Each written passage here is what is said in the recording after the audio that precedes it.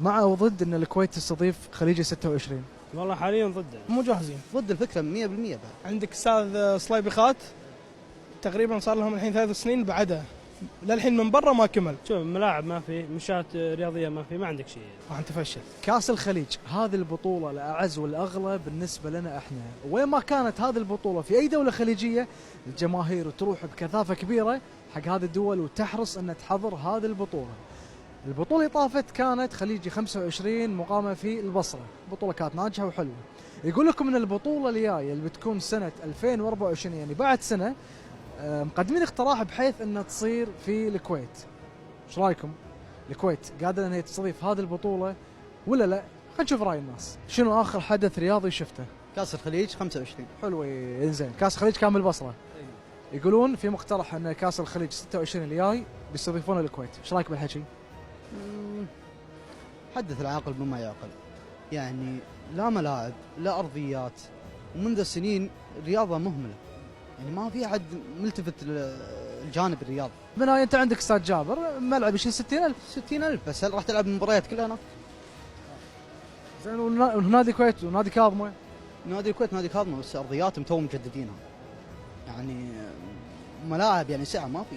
شنو 20,000؟ شنو رايك بان الكويت راح تستضيف خليجي 26 السنه الجايه بالكويت؟ لا لا. ليش؟ مو جاهزين. الملاعب مو جاهزه، التنظيم مو جاهز. شايف انت استاذ جابر لما تصير في مباريات كبيره مصافط ما نلاقي للامانه، بنصفط سيارتنا مو لاقي المصافط، قاعد نصفط برا. براحه عوده عاديه. لا قاعدين يمشي، يعني راح نتفشل للامانه، راح نتفشل. زين، بس انه الحين قالوا انه في ملاعب جديده بيسوونها ويمدي خلال سنه تخلص كلها يعني. لا ما اظن يمدي للامانه، الكلام هذا سمعناه وايد. للامانه ما اظن يمدي. انا شوف كم لاعب السنه هذه تعور، اللي صار فيه رباط واللي مو قادر يمشي واللي يعني لاعبين انتهوا للامانه وسبه الملاعب. شوف ملاعب ما في، مشات رياضيه ما في، ما عندك شيء. بس قاعدين يسوون ملاعب، يعني في عندك صليبيخات هذا تسوي على كل حالة حديث. يعني خلال سنه يمديك تسوي لك 4-5 ملاعب. هي يمديك، بس انت حاليا ما قاعد تشوف تحركات، ما في شيء، ما قاعد يتحركون. ايش رايك بان الكويت تستضيف خليجي 26 ب 2024؟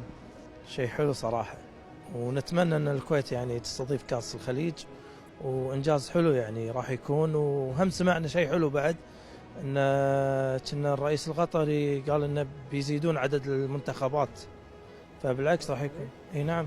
زين، انت برايك مع ان الاستضافه تكون بالكويت؟ إن شاء الله. أتمنى.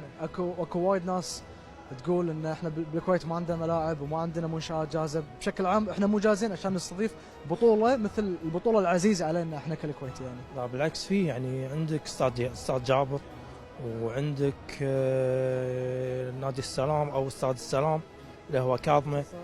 اي نعم صحيح. وبالعكس يعني كاستادات عندك صليبيخات يعني، بس انه يعدلونه، وعندك الجهره يعني كاماكن حق تدريب المنتخبات.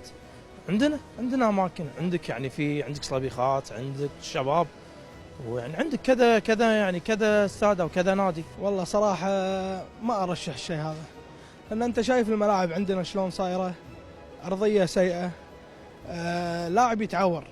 فاحنا عشان سلامه اللاعب شوف لنا دوله ثانيه قريبه، عندك السعوديه، عندك قطر. ارشح انه يكون كذي افضل، واتمنى رياضتنا بالكويت تتعدل صراحه. مو ناقصنا شيء، احنا كل شيء عندنا، لاعبين موجودين، انديه قويه تنافس. يعني اتمنى دورينا يصير دوري محترف. استاد جابر ارضيه سيئه، فما بالك اذا انت بتسوي ملعب خلال سنه يلعب فيه مباراتين وخلاص. احنا استاد جابر نلعب فيه بالسنه 3 مباريات وارضيه سيئه. كاس الخليج الجاي يقولون انه ودهم يستضيفونه بالكويت، انت مع ولا ضد؟ مع. ليش مع؟ لأن الكويت لو تسوي الكاس راح يكون يعني الكويت راح تنتشر، راح يجونها ناس أكثر. صح، هاي يفكر مبدأ السياحة. حلوين. انزين، لا شاطر ولدنا. انزين، في ناس تقول ان الكويت ما عندها ملاعب جاهزة بحيث انها تاخذ البطولة. اي، لأن الكويت المساحة ما تكفى. لأن الملعب لازم يكون كبير. صح، المساحة بالكويت فعلا كلام منطقي، ان الكويت ما عندنا مساحات بحيث نبني هذه الملاعب. زين، لو كان في مساحات ممكن نبني ملاعب؟ ممكن.